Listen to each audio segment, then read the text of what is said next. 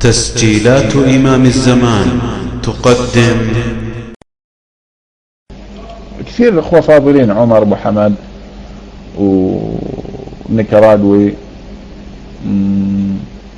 اخونا مين بعد كثير، والله ما ابي انسى احد يعني، بس اكثر واحد والله اخونا رائد ونور الدين ما يحاورون بصراحة، يعني ما اشوفه يحاور كثير، ما اشوفهم يحاورون. كل واحد له اسلوب يا اخي، انا ما كنت ابغى اذكر يعني، بس بصراحة هو اكثر شيء احب انا اسمع حواراته اللي هو الفاروق. نعم، نتكلم عن الحوار، يعني حوار مع الشيعي يعني رائد طبعا ما شاء الله عليه صاحب علم، لكن ما يحاور كثير، هو اصلا ما يحب الحوار يعني، بس اتكلم مع حوار بين سني وشيعي. افضل واحد انا بالنسبة لي يعني، مش افضل واحد، لا انا اكثر واحد احب اسمعه اللي هو الفاروق ابو عمر، لا مو عمر الفاروق ابن الصحابة، هذا اكثر واحد. نعم. ما هدف نصر الله من ادعائه بالوقوف جنب فلسطين؟ والله هدفه يعني معروف، هو اصلا بدون هدف يعني، هو فقط يعني دمية، نصر الله دمية بيد ايران فقط، لا شيء اخر، ما عنده هدف ولا عنده شيء على وجهه مالت عليه ولا اهدافه، هو الدمية بيد ايران فقط. وش صار على سراج الحق وبالدمعة والصكوك؟ ما ادري والله، يدخلون مرات، يدخلون احيانا. في سؤال كمان ولا خلاص؟ هل يوجد اسئلة؟ هل الروافض سيطر على بلتك مثل النايل سات؟ لا طبعا، ما لهم سيطر على بلتك نهائيا، بالعكس الحمد لله احنا اهل السنة من هو متسيد للبلتك، اهل السنة هم المتسيدين للبلتك، دائما غرفنا هي الاعلى، ودائما كلمتنا هي العليا ولله الحمد. انت ليش تقول لي يا شايب يا امام الزمان؟ كم عمرك انت؟ كم عمرك؟ صار لي في البالتوك تقريبا 2.5 سنين يا فارس. 18 بس؟ معقول؟ احلف. احلف انه 18.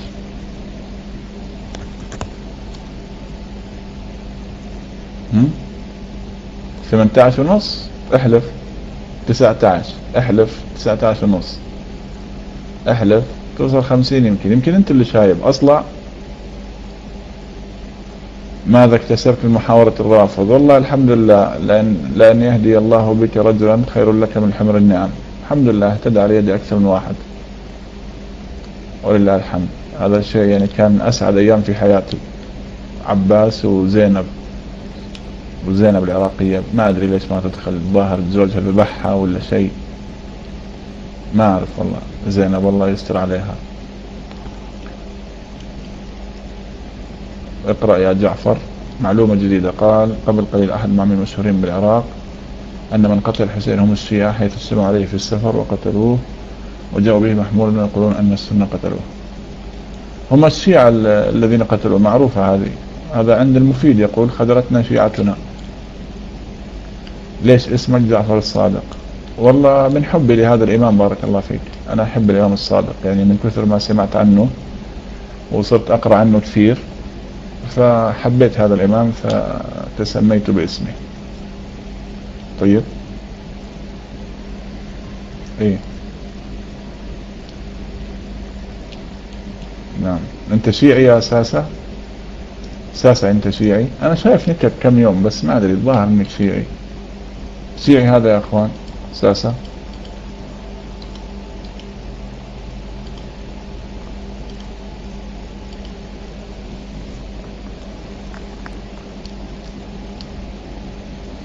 كيف اتعامل مع الشيعة؟ اعوذ بالله عم جعفر، لا مو شيعي هذا، شو هالحكي؟ طيب اسفين يا اخي الكريم، سألتك سؤال فقط، الاخوان قالوا شيعي. كيف اتعامل مع الشيعة؟ تعامل معه مثل ما تتعامل مع أي واحد يا مجودي، عادي مثل تتعامل مع إنسان فقط. بارك الله فيك. كما كان النبي صلى الله عليه وسلم يتعامل مع اليهود أو النصارى، كان يتعامل معهم بخلق.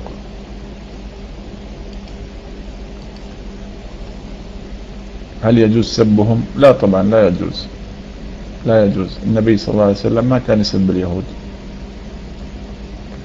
يجوز سبهم فقط إن سبوا يعني كما يعتدون علينا نعتدي عليهم.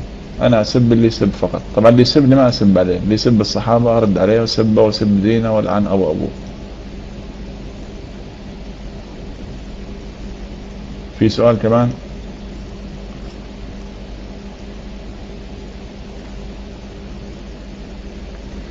هل اهتدى على يدك أحد كبار الشيعة؟ ما أعرف والله إيش تقصد كبار الشيعة يعني، ما أدري. يمكن أنا أعتقد ترى يعني أعتقد بأنه في ناس اهتدت ما أعلنت هدايتها أكثر من الذين أعلنوا. طيب والله أعلم. طيب الذين اهتدوا بدون أن يعلنوا هدايتهم أكثر من الذين أعلنوا، أنا متأكد من هذا الشيء، متأكد يعني وأجزم على هذا. هل الصلاة خلف المذهب الزيدي تقبل؟ والله ما أدري يا أخي، أنت ما تسألني أسئلة فقهية. بارك الله فيك. إيش تنصح كمبتدئ؟ إيش تنصحني في محاورة الرافضة؟ جاوبنا على هذا السؤال. إنك أول شيء تتثبت في دينك، يعني تتعلم دينك أول شيء جيدا، وتقرأ مختصر منهاج السنة للرد على الرافضة الإمام ابن تيمية. طيب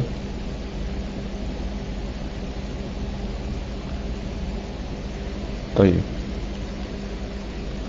جعفر، قبل أسبوع كرهتك وندمت، واليوم أنت من أحب الإخوان. ليش كرهتني ليش كرهتني؟ بارك الله فيك. سويت لك أنا؟ قول لي ليش، عشان إذا سويت شيء غلط يعني أتراجع عنه. إي والله قررت 3 مرات يا برج الكويت، يمكن شفتني حطيت إعلان ولا شيء، بس الإخوان دقوا علي تليفونات ورجعت. شو أسوي عاد؟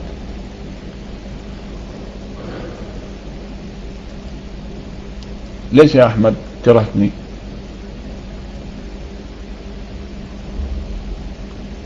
يا أحمد جاوب، بارك الله فيك. عادي ما فيها شيء، قول الصراحة. يوم المشكلة مع الشيخ وسام طردتني.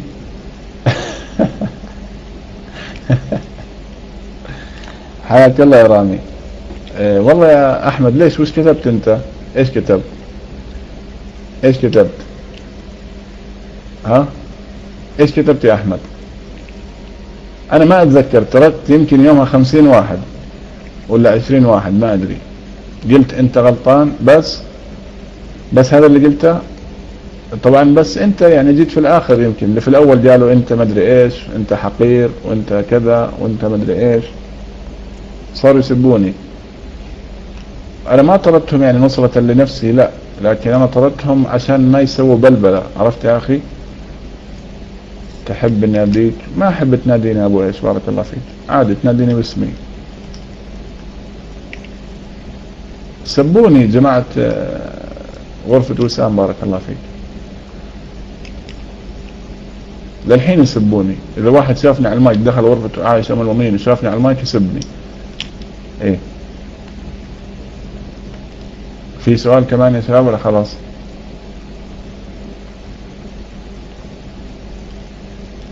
والله يا ما أحب والله أفتح الموضوع يا عدنان، بس الموضوع إنه في تسجيل واحد رافض داخل غرفة نصرانية ومحاور رافضة، محاور النصارى،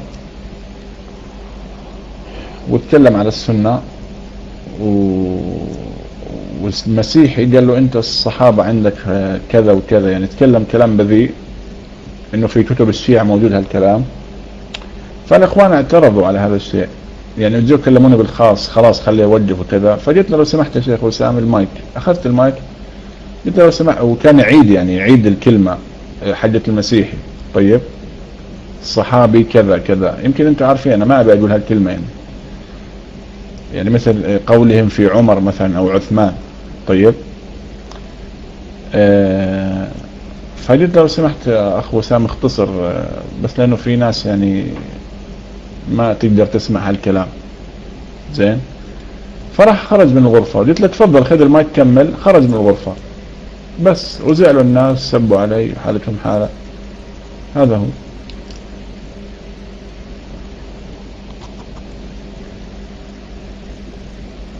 هذا اللي صار. ايه صاروا يسبوني وما ادري ايش، وانت كذا، انت حبيت انك تفشل وسام، وانت حبيت انك تحط من قدره، وانت ما ادري ايش. لا حول ولا قوة الا بالله.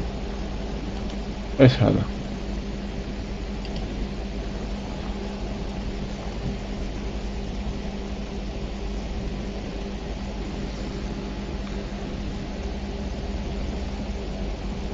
لا متزعلين ولا متصالحين. انا خلاص اصلا قلت، انا حكيت هذا الكلام اكثر من مرة، انه مش لازم يعني الغرف السنة تتعاون، بما انه صار مشاكل كثير فمش ضروري انه نتعاون.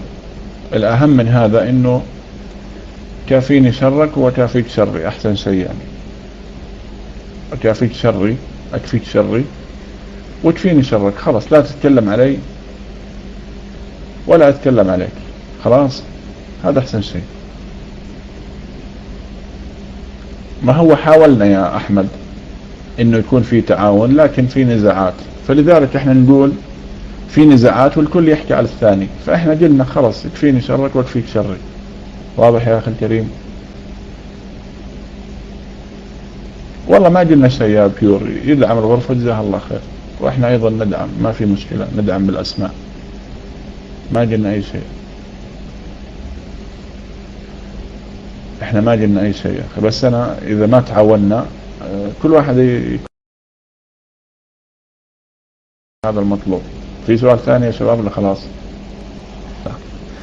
يلا اخوان، جزاكم الله خير، بارك الله فيكم على حسن استماعكم، والحمد لله رب العالمين.